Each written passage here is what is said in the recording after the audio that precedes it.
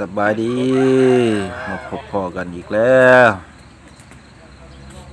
มื้อนี้มาเปลี่ยนอาชีพแล้วมาติดกะโหลติดหยังเลยพอได้เงินได้คำมูลใช้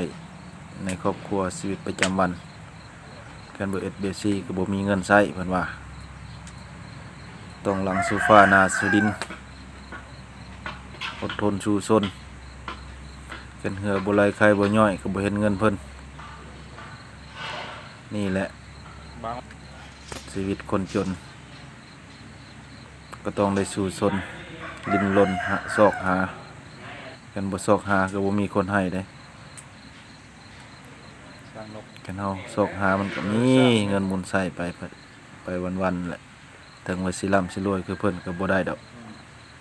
เฮาก็พอเพียงส่ำนี้เพิ่นเป็น